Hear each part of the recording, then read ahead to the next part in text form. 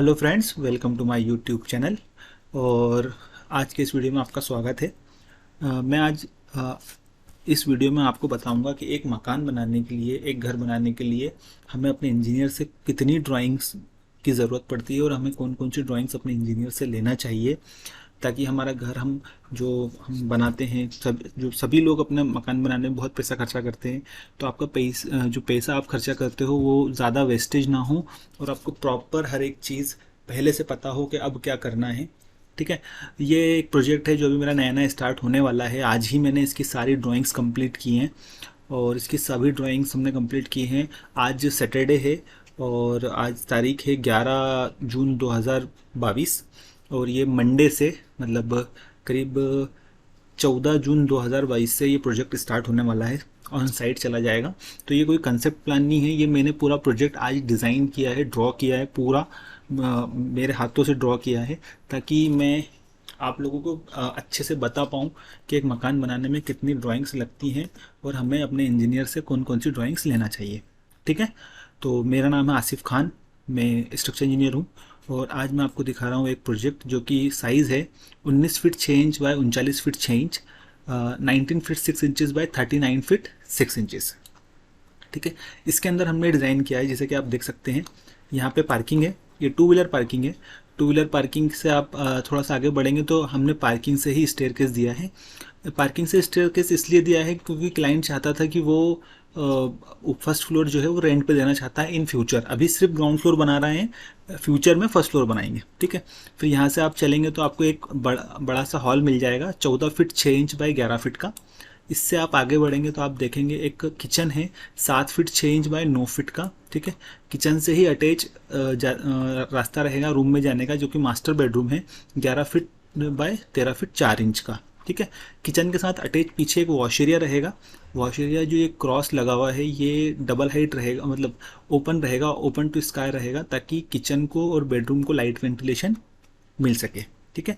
Master bedroom के साथ हम यहाँ पर देखेंगे तो यहाँ पे एक अटैच टॉयलेट है। अटैच टॉयलेट के पीछे आप देखेंगे एक ओटीएस है, जहाँ से टॉयलेट की सारी लाइनें और पाइपलाइंस वगैरह सब उतरेंगी। ठीक है। और पार्किंग के साथ में लेफ्ट हैंड साइड पर आप देखेंगे एक सेकंड बेडरूम है, जिसके साथ हमने कॉमन टॉयलेट दिया है और दोनों बाथरूमों का एक वेंटिलेशन एक ही है, जो कि लाइट वेंटिलेशन प्रोवाइड करेगा। ठीक है। ये इसका ग्राउंड फ्लोर प्लान है। ठीक। इसमें हमने 3 फीट आगे कैंटिलीवर लिया है, 3 फीट 4 इंच कैंटिलीवर स्लेब ली है। ठीक है। इसके बाद इसका ये टेरेस फ्लोर प्लान है। इसमें सिर्फ ग्राउंड फ्लोर होगा, उसके बाद टेरेस पे सिर्फ स्टेयरकेस जाएंगी और स्टेयरकेस का टावर बनेगा, जो स्टेयरकेस को जो कवर करने के लिए जो टावर बनता है। ठीक। ये लाल जो रेड लाइन आपको दिख रही है डॉट डॉट, ये red line slab, cantilever slab, जो टावर की स्लैब जो हम आगे प्रपोज करेंगे उसकी लाइन है। ठीक है। हमने क्लाइंट को 3-4 ऑप्शन बनाकर दिए थे। मैंने तीनों चारों ऑप्शन जो इसके मैंने ड्रॉ किए थे, अगर आप मेरे प्लेलिस्ट में देखेंगे तो आपको इसके सारे ऑप्शन मिल जाएंगे कि मैंने इस क्लाइंट को कितने ऑप्शंस इस प्लानिंग के बना के दिएंगे मेरे। जैसे कि यहाँ पे लिखा है ऑप्शन 4, आप देख सकते हैं ग्राउंड फ्लोर प्लान के नीचे लिखा है ऑप्शन 4। और जहाँ तक मुझे याद है मैंने 6 ऑप्शन इनको बनाकर दिए थे इस प्रोजेक्ट के, और जिसमें से उनको ये पसंद आया। ठीक है। तो इसकी फिर हमने आज वर्किंग की, आज पूरा दिन मैंने बैठ के इसी की वर्किंग की। ठीक है। तो अब मैं आपको दिखा रहा हूँ। ठीक। ग्राउंड फ्लोर प्लान हो गया। ग्राउंड फ्लोर में फिर हमने वॉल्स को लिया और वॉल्स के ऊपर हमने कॉलम प्लेसिंग की। कॉलम प्लेसिंग कहाँ कहाँ पे कॉलम्स आ रहे हैं और कहाँ कहाँ पे कॉलम्स की हमें ज़रूरत है, उसके अकॉर्डिंग हमने सारे कॉलम्स प्लेस किए। ठीक है। ये सारे कॉलम 8 इंच बाय 12 इंच के हैं। ठीक है। वैसे ही हमने कॉलम प्लेस किए टेरेस फ्लोर पे, कि टेरेस फ्लोर पे कॉलम्स कहाँ कहाँ आ रहे हैं। ठीक। कॉलम सेम साइज़ के हैं दोनों फ्लोर्स पे। ठीक। हमने प्लानिंग के साथ थोड़ी सी डिटेल्स डाली थी, staircase details, staircase width, riser, trade, slab height, ground level, parking level, जो कि बाद में मैंने अभी आपको जो मैं वर्किंग ड्राइंग दिखाऊंगा तो इसमें हमने चेंज कर दिया है। ठीक। ये तो हो गई बेसिक अकॉर्डिंग टू क्लाइंट कि भैया यहाँ पे हमें ये रूम्स चाहिए थे। ठीक। अब हम देखेंगे इसकी टेक्निकल ड्राइंग्स। तो टेक्निकल ड्राइंग में सबसे पहले जो आता है वो आता है centre line plan. Centre line plan जो कि मेन कंस्ट्रक्शन ड्राइंग है, जो कि बिल्कुल परफेक्शन के साथ बनना चाहिए। हर इंजीनियर और जो बड़े से बड़ा इंजीनियर वो ध्यान रखता है। ठीक। तो इसको सेंटर लाइन प्लान बोलते हैं। इसके साथ हमने एक की प्लान भी लगाया है। ठीक है। ये हमारा की प्लान है, ये हमारा सेंटर लाइन प्लान है। ठीक। और उसके बाद हमने जो स्ट्रक्चर में जो आती है ड्राइंग वो है फुटिंग की ड्राइंग। ठीक है। कॉलम की ड्राइंग भी, जो सेंटर लाइन ड्राइंग भी, वो भी स्ट्रक्चर की ड्राइंग्स में आती है। सेकंड है फुटिंग की ड्राइंग। फुटिंग की ड्राइंग्स भी जो है वो हमने यहाँ पे प्लेस किया है, डिज़ाइन की है फुटिंग पूरी, मैंने मेरे हाथों से डिज़ाइन की है। ठीक, इसके बाद इसमें आता है कॉलम और फुटिंग की डिटेल्स। जैसे कि ये तो ड्राइंग्स हो गई, ड्राइंग्स में हमने मार्किंग कर दी कहाँ कहाँ पे कौन कौन सी फुटिंग आ रही है। देन हम लोग उसकी डिटेल्स देते हैं। तो आप देख सकते हैं सारे कॉलम हमने हमने एक ही साइज़ के रखे हैं, 8 इंच बाय 12 इंच के। और उसकी डिटेल्स है। फुटिंग 3 टाइप की फुटिंग्स हैं, तीनों टाइप की फुटिंग्स की यहाँ पे डिटेल्स लिखी है, F1 F2 F3। ठीक, इसके बाद हम चलते हैं। तो इसके बाद जो हमारे ज़मीन के बीम आते हैं, जो ज़मीन में जो बीम डलते हैं, जिनको हम प्लिंथ बीम बोलते हैं, ये प्लिंथ बीम की ड्राइंग है। ठीक है, कहाँ कहाँ पे प्लिंथ बीम आएंगे, कौन कौन से साइज़ के आएंगे, सब बीम्स के साइज़ अलग अलग होते हैं। ये तो एक छोटा सा प्रोजेक्ट है, तो इसमें सारी चीज़ें सेम है, कॉलम्स भी सेम है, बीम भी सेम है, लगभग लगभग सेम है। लेकिन कभी कभी बड़े प्रोजेक्ट्स आते हैं जिसमें बीम की साइज़ अलग होती है, कॉलम्स की साइज़ अलग अलग होती है, वेरी करती है बहुत सारी चीज़ें। ठीक, तो ये प्लिंथ बीम है। प्लिंथ बीम के अंदर स्लैब की डिटेल्स, प्लिंथ स्लैब की डिटेल्स एंड प्लिंथ बीम की डिटेल्स आप देख सकते हैं। ये आज ही मैंने ड्रॉ किया है इसको। ठीक, इसके बाद आपके इसके साथ में मैं देता हूँ ड्रेनेज लाइन का प्लान, क्योंकि मकान में ड्रेनेज लाइन कहाँ पे डलेगी, कैसे डलेगी। तो ये पूरा एक ड्रेनेज लाइन का प्लान है, पाइप कितने इंच के हैं, कहाँ कहाँ पे चैम्बर बनेंगे, वो सब उसकी डिटेल्स है। ठीक, उसके साथ ही मैं देता हूँ, क्योंकि पूरी खुदाई एक साथ होती है। अब प्लॉट पे, अगर आप कंस्ट्रक्शन साइट पे सारे कॉलम्स की और फुटिंग की खुदाई एक साथ होती है, तो इसलिए मैं साथ में ही सेप्टिक टैंक और वाटर टैंक की लोकेशन भी दे देता हूँ, ताकि सेप्टिक टैंक और वाटर टैंक भी एक साथ ही खुद जाए साइट के ऊपर। ठीक, इसके बाद आता है वॉल कंस्ट्रक्शन की ड्राइंग, जिसको हम यहाँ पे लोकल लोकल लैंग्वेज में रंगत की ड्राइंग बोलते हैं। ये वॉल कंस्ट्रक्शन की ड्राइंग है। इसमें हम देखते हैं कि भैया कहाँ पे कितनी साइज़ की विंडो आ रही है, डोर क्या साइज़ का आ रहा है, वो सब उसकी कंस्ट्रक्शन ड्राइंग रहती है। अंदर अंदर कितना हमारे को क्लियर रूम कितना मिलेगा, वो सब इसके अंदर रहता है। प्लस इसमें अंदर पूरी डोर विंडोज़ की डिटेल्स रहती है कि कहाँ कहाँ पे कौन सा है। जैसे कि आप देख सकते हैं W, तो W मतलब विंडो, विंडो की डिटेल ही मैंने यहाँ लिखी है। फिर W1, तो W1 की डिटेल यहाँ लिखी है। D1 मतलब डोर वन, डोर वन की डिटेल मैंने यहाँ लिखी है। इस तरीके से इसमें पूरे डोर्स की और विंडोज़ की पूरी डिटेल्स रहती है। इसको वॉल कंस्ट्रक्शन की and door Windows details drawing बोलते हैं। इसके बाद आता है स्टेयरकेस की ड्राइंग, जो कि मोस्ट इंपॉर्टेंट है। अक्सर साइट के ऊपर मुझे आज प्रैक्टिस करते करते 7 से 8 साल हो चुके हैं, तो मैं को जानता हूँ कि सबसे ज़्यादा गलती होती है साइट पे तो स्टेयरकेस पे होती है। तो इसलिए हम लोग स्टेयरकेस का एक टिपिकल सेक्शन और स्टेयरकेस की डिटेल्स यहाँ दे देते हैं। जैसे कि मैंने आपको बताया था, मैंने स्टेयरकेस की डिटेल में कुछ चेंजेस किए हैं वहाँ पे। तो विड्थ है हमारी 3 फीट, राइजर का हाइट है 6 इंच, ट्रेड का हाइट है, ट्रेड की विड्थ है 10 इंच, स्लैब हाइट है 11 फीट, ग्राउंड लेवल है 2 फीट पे और पार्किंग लेवल है रोड से 1 फीट पे। ठीक है, तो ये हमारी स्टेयरकेस की डिटेल्स आ गई, स्टेयरकेस का सेक्शन आ गया। अभी मेरे को इसके साथ स्टेयरकेस के सेक्शन के साथ एक इसका स्टील का मतलब रेनफोर्समेंट डिटेल का एक सेक्शन और लगाना है, तो वो मेरे को इसको बनाना पड़ेगा इसके साथ। ठीक है, इसके बाद आ गया हमारा रूफ बीम। रूफ बीम की ड्राइंग आ गई हमारी। अब ये रूफ बीम है भैया, कहाँ कहाँ पे बीम आ रहे हैं, कहाँ कहाँ पे कौन सी स्लैब आएगी, शंख कहाँ आएगा, वो सब उस सब की डिटेल इसके अंदर रहती है। रूफ बीम की मार्किंग है। इसके साथ आप देख सकते हैं ये रूफ बीम की डिज़ाइन है। नीचे टेबल्स में मैंने रूफ बीम की डिज़ाइन हो गई, रूफ स्लैब की डिज़ाइन हो गई, और कैंटिलीवर स्लैब जो आ रही है 3 फीट जो हम आगे कैंटिलीवर ले रहे हैं, कैंटिलीवर स्लैब की डिटेल्स आ गई।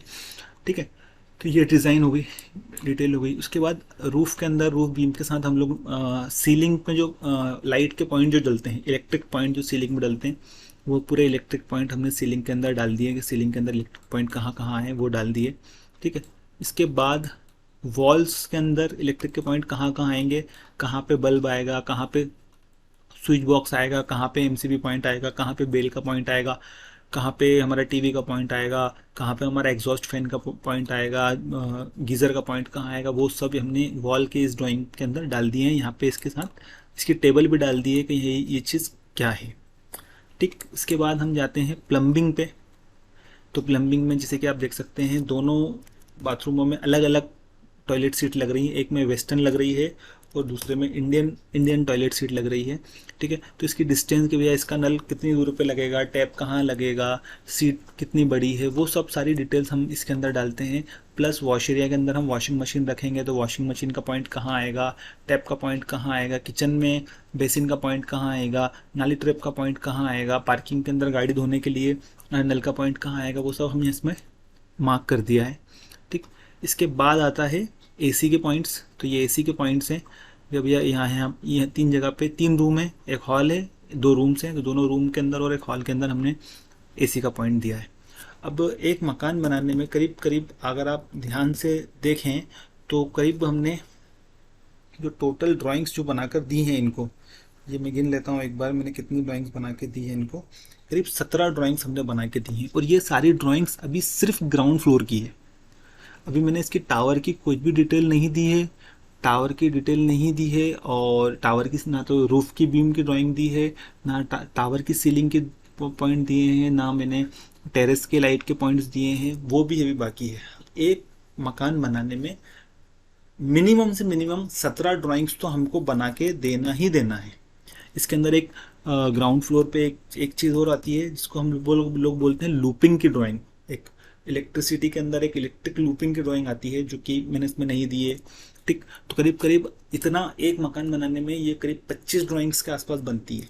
ठीक है, तो अगर आप मकान बना रहे हैं, और आज के टाइम में मकान बनाना, घर बनाना कितना कॉस्टली है, कितना महंगा है, आप सब जानते हैं।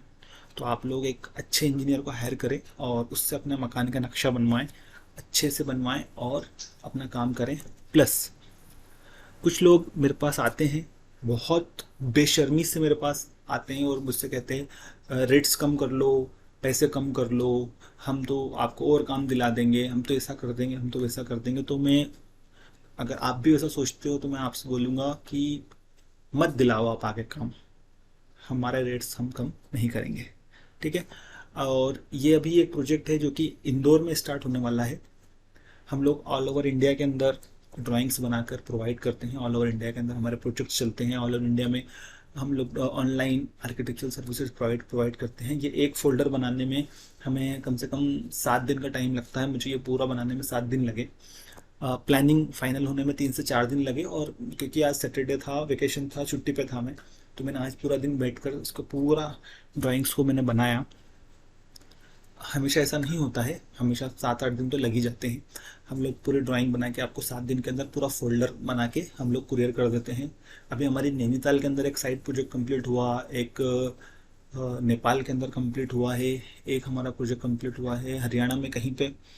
तो ऐसा है कि ऑल ओवर इंडिया में प्रोजेक्ट्स हमारे चलते हैं। अगर आप भी आपके घर की सभी ड्राइंग्स हमसे बनवाना चाहते हैं तो आप हमें कांटेक्ट कर सकते हैं। मेरा कांटेक्ट नंबर डिस्क्रिप्शन में है, मेरा इंस्टाग्राम लिंक भी डिस्क्रिप्शन में, जहाँ पे आप इसके एलिवेशंस के फ़ोटोज़ देख सकते हैं और भी जो मेरे प्रोजेक्ट में चलते हैं वो देख सकते हैं। Thank you so much.